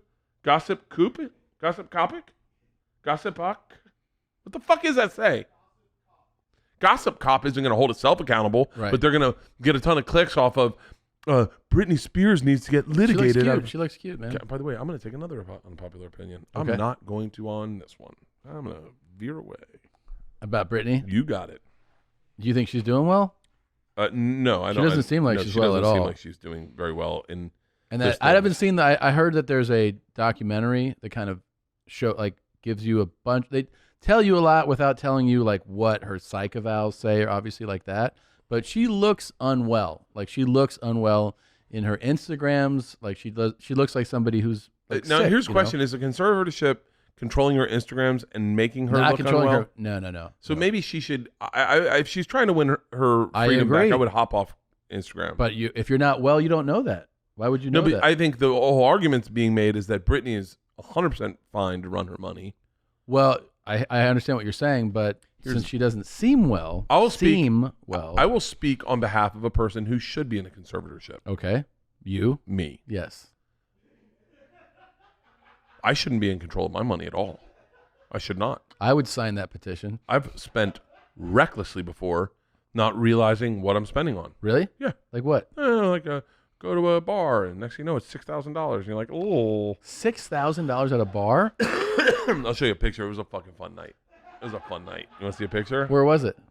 Serbia, whatever. Who gave you the call? That it was $6,000? No, like was there a call, an accountability call, like the next day? It's like a little bit, like business manager, like, hey. Send a text to the group, just giving you a heads up. You got this bill's coming in. Just giving you a heads up. It's not a stolen credit card. It's Bert. Like every time, do you realize how often? How often I buy something and banks go, "Has your card been stolen?" Like in Atlantic City, Leanne goes, "I'm going to get out money. We're at a buffet. And by the way, this is the way my brain works. I'm going to pay for everyone that's with us. Yep. I'm not going to let anyone pay for themselves. Everyone's going to pay. It's my trip. You're also working there. Yeah, I'm working, money. making money, pay for everyone. And I go, I don't have any cash for a tip. And Leanne's like, oh, that's funny. I thought you had money. I said, nah, I'm out because I was at the craps table, And she was like, I'll go get money. And she was like, that's funny. It won't let me get money out. And I was like, really? What's our limit? And she was like, we don't have a limit. And I was like, yeah, we actually do. She was like, how do you know? And I was like, I tried to get money out last night. And I fucking ran the limit. She was like, how much money did you spend? It's only $1,000, but you shouldn't be taking out $1,000 in cash. Now, here's the deal. The question I have is Britney's conservatorship safe? Like, is it a safe place? Is her dad a villain and he's hoarding her money away the way like Dane's brother was taking care of his money and was not good with it, right? Or is it a safe place? And that's the question I have is I would love to be in a safe conservatorship where someone, I don't even know what a conservatorship is really. What like you can still drink, right? Hold on. Let's start over with what's a conservatorship. Because if they're like, yo, they just drop off 7 bottles of wine for the week. It says it in the first sentence. You can. A conservatorship, also known as a guardianship, is a legal mechanism set up for people who are unable to manage their affairs. So how many pro athletes? How many pro athletes do you think should have been in conservatorships? Oh, at this point, thousands. Okay, Yeah. let's start with who should be in conservatorships, and then work our way back and see if Britney should then be in a conservatorship. Okay, if she falls into that group that should be into a conservatorship. So let's Google famous athletes who went broke, so that we'll be like, no, yeah. Evander Holyfield is broke. He made nine figures, well into 9 figures. So is it fair to say that Evander Holyfield should never have been involved in charge of his legal affairs? Well, I guess in a way, you can make the case to anybody on this list, right? But I mean, if you get punched in the head a lot, maybe you shouldn't be in charge of your finances, right? That's a very fair statement. Tyson, we all know that he met so much money and then went through it. He still has the ability to make money. I mean, he's still making money. Right, he's making money now. Marion Jones, the sprinter, was making $100,000 per race. Yeah. All right, let's go actors. Johnny Depp. Should Johnny Depp be in a conservatorship? Yes. Okay, all right. So hold on. If we're saying Johnny Depp should your boy Burt Reynolds. How about Cage? Nick, This was Nick a Cage? Yeah. Now, So hold we're on. not- I didn't know so- about Saka Souffle here. Scrolling Saka on Souffle. Larry King. Oh my God, Larry King went broke. I don't know. It says he's not doing. Well, he's dead now. But late 70s, he was paying through the nose to a list of creditors. Even when he was given his own talk show, the money didn't last, considering how many times he was married and divorced. Well, that'll get you. If you're married 7 or 8 times. Maybe his dick should have been under a conservatorship. Yeah. Oh, that's not a dad joke. Meatloaf, Tony Braxton, Sinbad, DMX. Let's see what hers was, though. Despite her awesome voice, she continued to spend even when the royalties on her song started to trickle, and then they finally dry up. This led to 2 bankruptcies in less than 5 years. There might be a third on the way. Rumor has it she was still allowed to purchase a $3 million home while she was $50 million in debt. Okay. So hold on. Sinbad's was really famous. What was his? His was that he wasn't paying taxes. So he was always on that, like LA Times would publish. Well, there's probably a difference between getting a good business manager and as being in a conservatorship. Here's the question, and it's a little sacrilege because he's passed, but do you think DMX would have benefited from a conservatorship? Of course. Right? Of course. Because he also had a real drug problem. Anybody with a real drug problem, I don't think Britney has a drug problem. I don't know. I would not. I really wouldn't know. I didn't know about Pamela Anderson. What was that about? Oh yeah, looks like she was failure to pay taxes can really catch you. Yeah, they'll catch you every time. Gary Busey. So we're looking at a bunch of famous people who should have been in conservatorship. Michael Jackson, should he have been in conservatorship? Definitely. He was fucking out of his mind. Yeah. Yeah. So he was also like, I want to get monkeys, like let's get some chimps for the house. That's when you need someone to be like, no. So the question is, does the internet just jumped on Britney's side going, you need to free Britney, right? Whitney, you know who knows this answer? Whitney Cummings. Should we call her and see if Britney should be in a conservatorship? She's going to have a real strong opinion, I'm guessing. Yeah. Watch this. Now, Nick Cage ended up buying he had 10 homes at one point, and they were trying to get him to sell a house, but that's like Depp. Depp's, if you look up Johnny Depp Rolling Stone article, it is so fucking captivating. I stayed in one of his houses one time. Johnny Depp's? Yeah, I spent the night there. Dude, spending is that's probably the one right there. Trouble with Johnny Depp. Yeah. That's the one. Make that bigger. The Trouble with Johnny Depp. By the way, maybe part of being a brilliant artist is being able to tear through your money and then being forced to recreate, right? Yeah. Fucking Whitney's not going to answer. She must know we're back. This podcast is brought to you by Bud Light Seltzer, who has my number. I got a summer stolen away from me. Yeah, it sucked. Stolen away last year. I didn't get a summer. I didn't get to have people over. I didn't have to get grill outs. It's stolen from me. I was just touring and working. And all I was thinking about was an ice cold drink while the sun sets with my feet in the grass. Oh man. And the cicadas. Everyone thinks about the cicadas in the Everyone thinks about the cicadas. And not only are these crazy seltzer flavors, cherry limeade, blue raspberry summer ice, but Bert, they also they created ice pops. That is the greatest thing I can possibly think of. My favorite thing in the world is to open up an ice pop. Yeah. It's one of my favorite things in the entire world. I didn't know, and to think you could have a Bud Light ice pop? I remember when I found out they put cough syrup in it for kids, and I was like, why don't they do stuff like that for me as an adult? And now they do. Bud Light has taken it to the next level as if they were reading my diary all year. I know what I will be putting in my mouth this summer. Bud Light, all summer at 100 calories. Come on. Both are available for only a limited time this summer, so hurry up. This is the summer you wanted last year. You're getting it this year. You can get them delivered right to your door by going to budlight.com/delivery or pick it up at your local neighborhood grocery, convenience, or liquor store. This podcast is brought to you by Black Rifle Coffee Company, a veteran-owned coffee company serving premium coffee. I first heard of Black Rifle Coffee from Rogan on Rogan's podcast, and then I listened to them do a podcast, and I think their owner, Evan Hafer, was on, and he was talking about his obsession with coffee. Evan is a U.S. Special Forces dude, like one of those badass dudes. Yep. But he is, I would say, more passionate about coffee than he is America at sometimes. This guy he went on and on about coffee, and it got me passionate about it. And then I went on, this is before they sponsored the podcast, and I bought Black Rifle Coffee. And we now use that at home because I know this guy gives that much a fuck of coffee. I care about what he cares about. They have this new cold brew filter pouches. It gives you an easier way to make cold brew at your home as the summer heats up. Just drop in 2 packs into cold water, let it steep for 24 hours, and enjoy a classic JB Roast over Ice. This medium roast features a cocoa and vanilla aroma, rich chocolate tasting notes, and a smooth finish. It's the easiest way to make best cold brew right in your fridge. No more waiting in those drive-through lines. Go to blackriflecoffee.com/bears today to get the new cold brew packs. Use the code BEARS at checkout. Make your mornings better with Black Rifle Coffee. That's blackriflecoffee.com/bears and use the code BEARS at checkout. God damn it. By the way, I FaceTime my FaceTiming is an aggressive move. I do it to everyone. That's why you should be in a conservatorship. I should probably be in a conservatorship.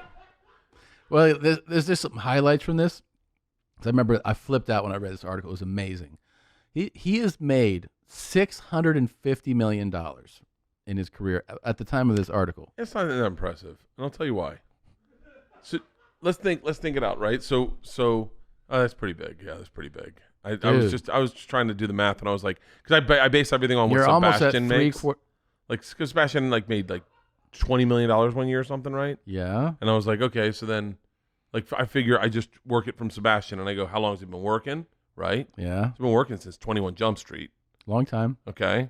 And then you figure, when do you think Johnny Depp? How old's Johnny Depp? He's got to be close to 60, I'm guessing. Started when he was 18. Isn't he close to 60? Am I wrong?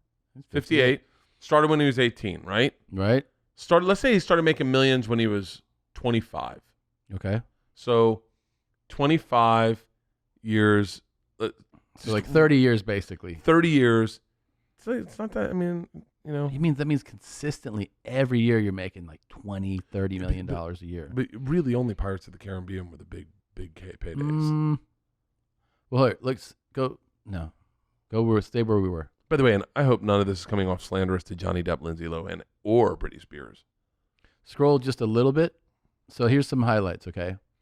Oh, by the way, I just realized I'm sitting here going, Britney, like, trying to lobby for a conservatorship. I have a real hard time with anyone telling me what to do. I could never do a conservatorship. I had a hard time with holding my arm in an MRI machine. Oh, yeah. No, you'd be a nightmare. Someone goes, hey, Bert, you're done. And I'd be like, nah. But check this out. So in the suit, there's a suit going on. They find that sisters of Johnny was given $7 million. His assistant, $750,000 without his knowledge. And that he has paid the IRS more than $5.6 million in late fees. Scroll down more. That's fucking ridiculous. So the suit suggests that Depp has a compulsory $2 million a month spending habit. So he's spending $25 million a year. Spending. That's out. Well, on what? Well, this breaks it down. It's got to be small things if you're going to collect that much stuff. Listen to this. Scroll more. Because they list some of his things, and it's outrageous. Scroll a little more. Oh, look at how gorgeous he is. He's a good-looking man. He's a very good-looking man, of course. Johnny Depp.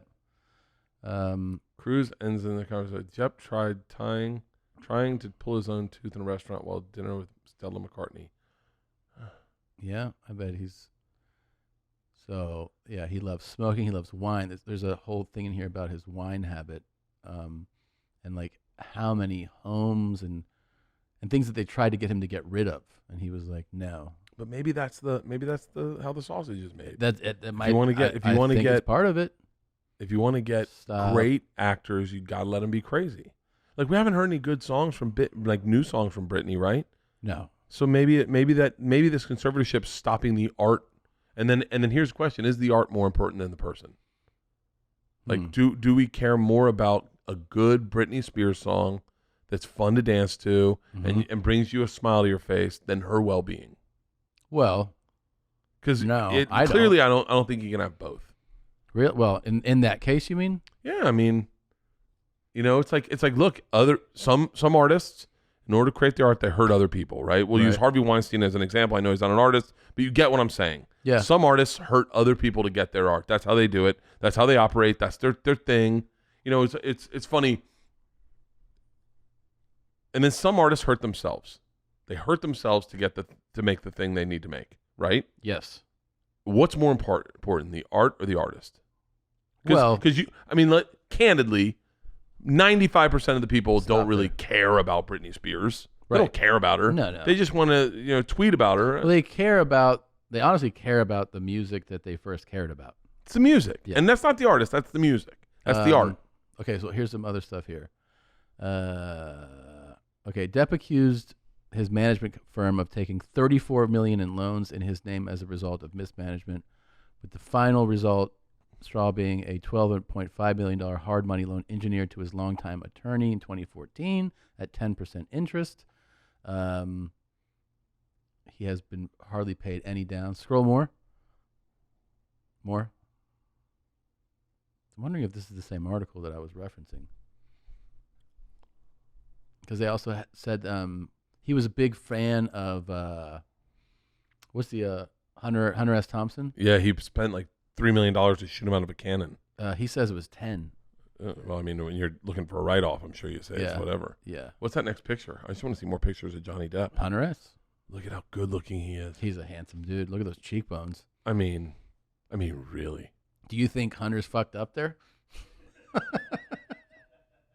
Jesus Christ, man. Suicide? Is it his suicide, Hunter S. Thompson? Yeah, shot himself in the head. Okay, extravagant lifestyle, $2 million a month. The suit claims Depp did give $3 million to shoot his pal Hunter S. Thompson from the sky cannon. Is that what he says? $75 million for 14 residences. Jesus Christ. A mere $7,000 to buy his daughter a couch. He bought 70 guitars, 200 pieces of art. He owns 45 luxury vehicles and spends $200,000 a month on private air travel. I mean, he's just going. He's going. $200,000 a month isn't that bad. I mean, considering what private air travel is. It's a lot of money. I mean, where's he flying? I don't know. Europe? Maybe. He flew Stanhope over first class to London to meet him. Really? Yeah. Him and Bingo. He spent $1.2 million to keep a doctor on call. Oh, I'd do that. And see, another... let's find which of these I'd do. Jesus Christ. I'll tell you which ones. Ready? Scroll up to the top. I'm going to tell you which ones I would do. There's going to be more here. There's going to be more. Keep scrolling and I'll tell you which ones I would do. It's insulting to say that I spent $30,000 a month on wine because it was far more. And by the way, it was not $3 million to shoot Hunter into the fucking sky. It was $5 million. So I was wrong. I'd spend $5 million to shoot you out of the sky. I would do that for you in a second. Yeah. By the way, I already have your next birthday present. It's a flying motorcycle. That's pretty cool. $300,000. So we got to get there. Okay. Yeah, and people are going to go, Bert spent lavishly on his friend's birthday. I go, hey, you don't know what it meant to me. Yeah. So wait, which of those would you do? By the way, there's a lot of them. You would do the wine. First of all, private. Oh, no, you're talking about, I'm not talking about the money I have now because I don't have that kind of money. But if you're talking if I have fucking his money, yeah, $200,000 a month on private air travel, that's done. That's done. The wine, done. $3 million to shoot a friend out of the canyon, done. 100%, without a doubt. How many homes? He has 10 homes, it said? 15? I'd probably do a third of that. Yeah. But it makes sense. Yeah. It makes sense. I can see collecting homes. Yeah. I'd want one. Okay. Where would you How many want homes? How many? That's what great call. How many homes does he have? Scroll back up. It was further up. 15? Is that what it said? No, was it 14 homes? A little bit further up? There, you're right. 14 residences. Okay, 14 residents. $75 million on 14 residences. Okay, real quick. I'm going to bang them out. Okay? I got 2 in California. I'm going to have 1 in Malibu and 1. I got to keep the stupid one we have now. Okay? I got actually 3 houses in LA. 1 in Malibu, the house we have now, and then in a rental property. That's going to be 3 in LA. Okay? Mind you, I have $650 million. I'm going to get 1 in Austin because I want to be by you. Thanks, man. Okay? I'm getting 1 in Florida because I'm going to get 1 in Tampa. Maybe get 1. I'll probably get 2 in Florida. 1 in Tampa, 1 in Miami because I'd love like a fucking cool. Like a South Beach pad? Yeah. So now we're at 5 houses, correct? Right. No, we're at 6 houses. Oh, okay. 6 houses. I'm buying a house in Croatia. Bam. Croatia? Yeah, just to have one. People are like, you got to buy a spot in Croatia? I go, I do. Right on the beach. Okay. You got to have a New York place, right? Oh, you got New York place? Without a doubt, London place. Okay. Girls are going to want a Paris place. We're at 10 already, and I haven't started picking places I want. Right. I want Hawaii. Hawaii for sure. Right. And then don't you want like a Pacific Northwest, like a Montana or Wyoming place? You got to have a Zach Galifianakis getaway house. Oh, he's in Carolina, though. Oh, okay. That's funny. But do you want to do it in like, that's what I'm saying, Wyoming, Montana? Oh, place in Montana, place in Aspen, right? Oh, wow, but 2, okay. Yeah, well, Montana's more for hunting. Aspen's more for smoking weed. And so already I'm at 13 houses. Yeah. And I haven't got Leanne to pick one. So 14 does not make... So where do you think she votes for? Fucking Bowden, Georgia. Oh, really? We're going to buy the house on the corner of Dot Road. This is the fucking house we've driven by. It's this old fucking. She's like, I want that. We've almost bought it. I think it's like $15,000. Oh. Yeah, I don't know why we didn't buy it. And so she yeah, grew we're up gonna buy there? her lake house. We're gonna buy her lake house. Buy out her dad. Yeah, 14 houses is not like you start looking at it and you're like, yeah, that makes sense. And by the way, you got to remember it's $650 million. It's a lot. And now you got 14 houses, right? So you're telling me 200,000 in private airfare is a lot? Not all. No. I'm gonna visit a lot of these fucking houses. Yeah. And how much does he have in art? Go back to art because you got to put paintings up in these houses. Yeah. You got to have a guitar for each house. How many guitars? He has 200 pieces, 70 guitars. 70 guitars. 14 houses. You got 5 guitars a house. That 40 makes sense. 45 cars, which is not spread out among 45 guitars for 15 houses. You got to spread them out, man. This guy's actually living his best life, and he's being quite frugal, if you ask me. $7,000 to buy his daughter a couch. She's a fan of Keeping Up with the Kardashians. Ask Lori Loughlin if she wouldn't buy her daughter a couch for $7,000. I'll ask Bert Kreischer, would you buy your daughter a couch for $7,000? Yeah. Yeah. Today. Yeah. Like today, if my daughter was like, I want this couch. How about this couch? And I go, what is it? She goes, it's from Addison Ray's living room. I was like, who the fuck's Addison Ray? Dad, please, I want it so bad. I want it so bad. I take that back. Leanne would kill that deal. She would? Yeah, because Isla wanted this Now, mirror. do you ever go like, yep, we're doing it, and then you don't talk to Leanne about it, and then it gets done, and then afterwards? No, never. That never happens. I've never once done it. Are you serious? Yeah, I've never once. Nope. Yep, we're doing it. I say that, and then I judge her reaction, and then based on her reaction, we do it or not. Wow. Like even my car, I was in Macon when I got my car. It was about a year ago, and I was like, I'm getting a car, and she was like, which car? And I was like, this one, and she was like, why? And I was like, okay, how about this one? She was like, I was like, I'm getting this car. And she was like, that's a cool car. I was like, yeah, that's the one I'm getting. Like first one. So you waited on her. Pull the first one. Pull up the first one. It was I think I talked to you about it. It was the Porsche, the Porsche four-door. Panamera? Panamera. Pull up the Porsche Panamera. And Leanne goes, this is a stupid looking car. And I went, okay. Okay. And I was like, it's a good looking car. I was going to get the Porsche Panamera. Yeah, they're dope. They're fucking sick. And then I sent it to her and she goes, are you, Tom's more the Porsche guy. You're not a Porsche guy. And I was like, what do you mean? She goes, you're more a sedan guy. Like, and I go, it's a sedan. She goes, it's a Porsche. Don't forget it's a Porsche. And I went, okay. So what kind of car should I get? She goes, I don't know. Get whatever you want. But if you were going to buy the girl something and it was like a few thousand, you'd check with her. Yeah. Okay. Because I tried to get Georgia one car that I liked because I thought I could drive it also. Yeah. And Georgia and Leanne's like, and I talked to our guy. Yeah. And he was like, it seems it's a little pricey for a 16-year-old. And I go, yeah, but it's one I don't mind driving. Right. And he was like, okay. He was like, let me run the numbers. And then sent it back to Leanne. She's like, nah, take all the shit off of it and maybe then. Wow. And so, yeah. And so I literally, and then I went back to Leanne and I said I wanted a Range Rover. And she was like, we already have an SUV. And I was like, okay. She's like, you're more a sedan guy.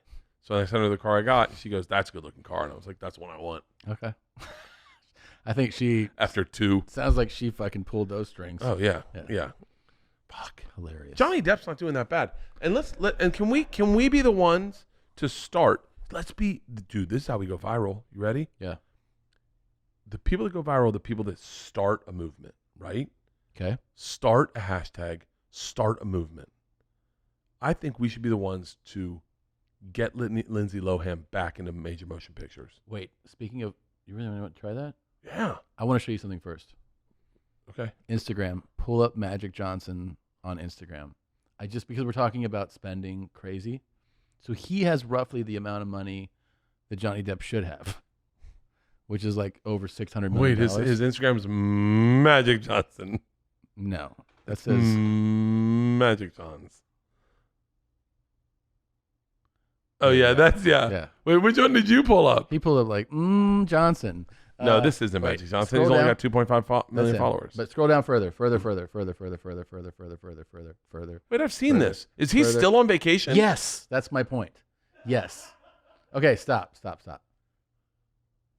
By the way, I'm in Scroll love. up a little bit. Love with Magic Johnson's son. Up a little bit. Up a little more. Right there on the right. This is like basically when it starts. This And one starts? Yeah, kind of like, yeah. My first day in Greece. And all his posts are like, I ate a fish today. Click through. So- Let me see the rest of the pictures. So, yeah, By the way, start he's going- fucking yoked. He's enormous. Okay. So he's out on a yacht.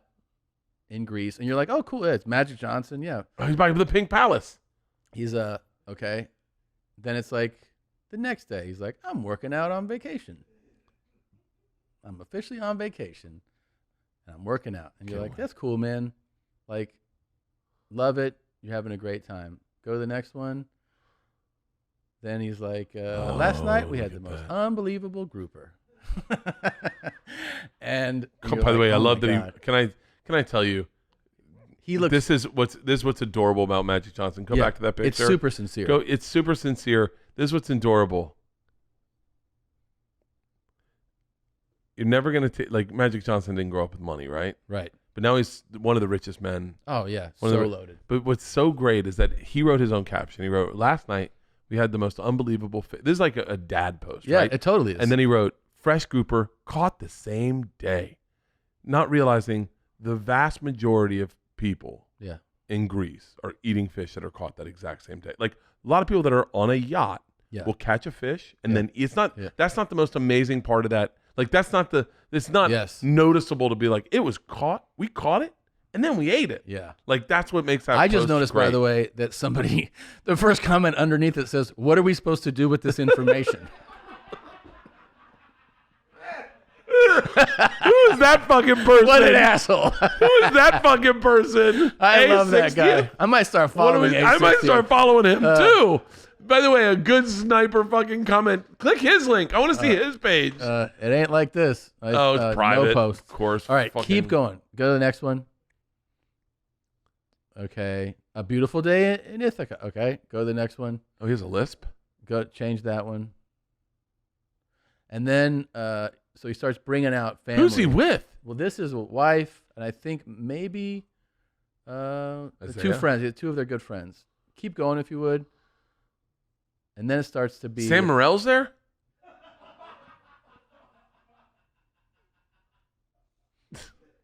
Okay, and he has, Sam Jackson. Is that LL Cool J? Yes, and Samuel L. Jackson.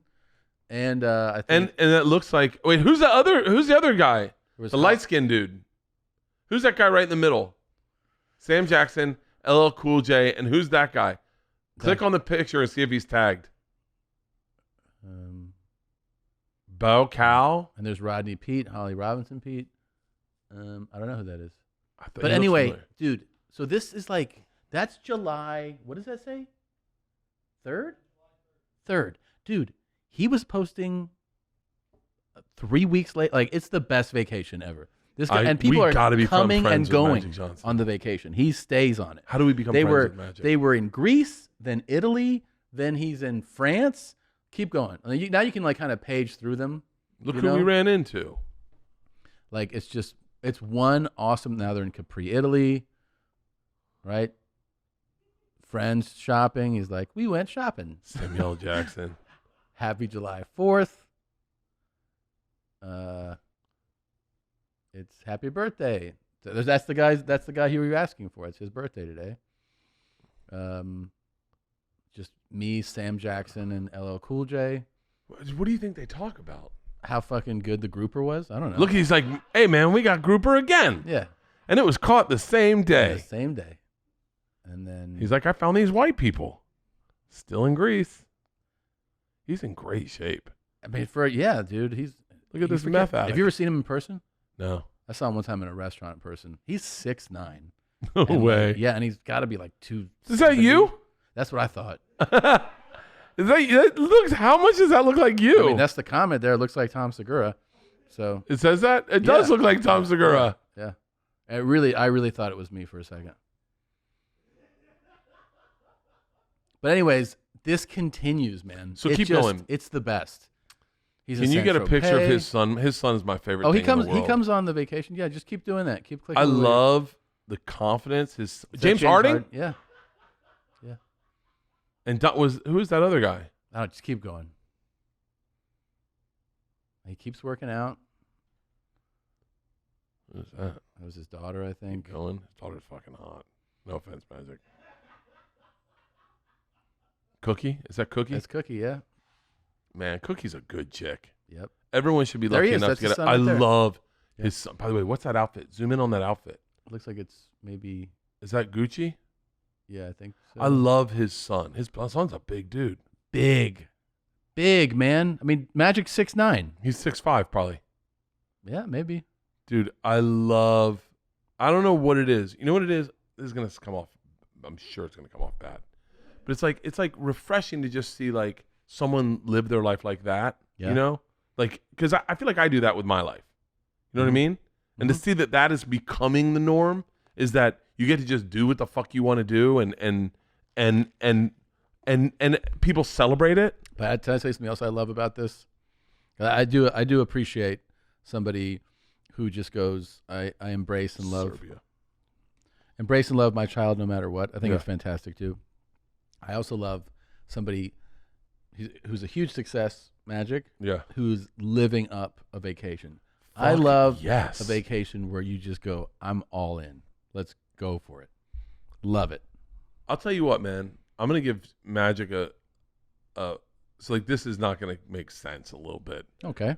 but like the fact that Magic completely accepts his son for Yep. being who he is so hard as a dad, and it's got to be harder if it's that within that. And you're so famous. And you're so famous because I know for a fact, like Georgia and Isla will wear clothes that I don't like, Yeah. and I'm like, and I'll catch myself saying stuff like, "Yeah, what the fuck are you wearing?"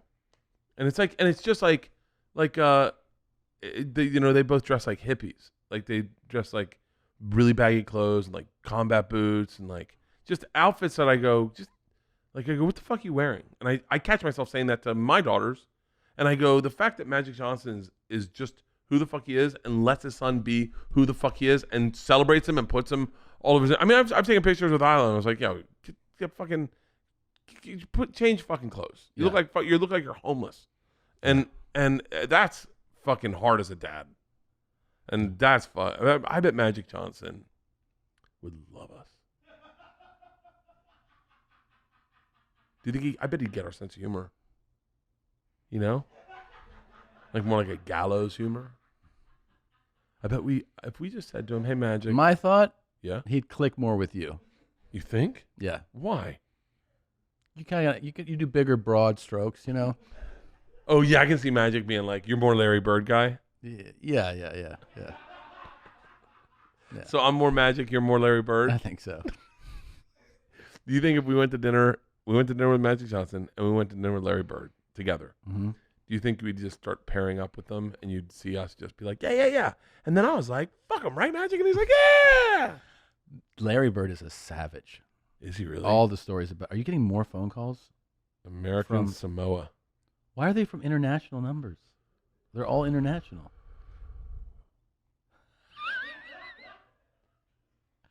We were in the car and you got it. By the way, that was the funniest fucking phone call in the car. That was very funny. Can you surmise it? So we went to the Starbucks drive-thru, and when we ordered our coffees, we went to pay, and Bert went to pay with a $100 bill, and the guy goes, What was his kid's name? Brandon. And he goes, the kid goes, you know what? This is too big. Do you have anything smaller? And then he goes, by the way, and he looked in the car. He goes, I'm a big fan of you guys. And Bert, of course, goes, who do you like more? Right? And the kid goes, I like Bert. I like you. He says it. He goes, I like you. And then, I go, who the fuck answers that? Yeah, Like, yeah. Who tells the person? Yeah, but like, oh, Chuck Liddell and Tito Ortiz. Yeah. I'm a big fan. Who do you like more? Oh, I'm Tito, obviously. Yeah, and you're like, hey, dude, what? Yeah. So I was just joking, but I'm like, who says that? And then we eventually we pay. You give him $100 tip, and he's like, yeah, thanks, have a good day. And then Legit, he he's like, didn't do like, oh my god, oh shit. yeah. But then we're in the car and we see international phone number ring on the on the screen, Serbia. and you answer it, and you're like, hello, and the guy goes, Tom, and you go, no, it's Bert, and he goes, oh, I wish it was Tom. He's my favorite. And that was it. And that's it. And the guy hung up. And I go, what the fuck was that? And you go, a lot of people have my phone number and they watch my Instagram story. Yeah, he posted an Instagram story. They're like, oh, they're still in the car together. Let's call him. I've got to change this fucking number. I got to change this number. All right, we got to run. We got a lot to do here. Oh shit, Yeah. we got to read all those. Yes. So I bet I have to read a bunch of ads. You are going to Because I read a haven't. bunch. I have to go do it. Let's answer one phone call. Hello. Hey, man. What's up? What's up? Okay. All right. That was a lot of fun. Love you. Love you too. Bert. All I love you too. Okay. Bert and Tom and Bert. One goes topless while the other wears a shirt. Tom tells stories and Bert's the machine. There's not a chance in hell that they'll keep it clean. Here's what we call Two Bears, One Cave. No scripts, a bit of booze, amateur partology. Dirty jokes, raunchy humor, no apologies. Here's what we call Two Bears, One Cave.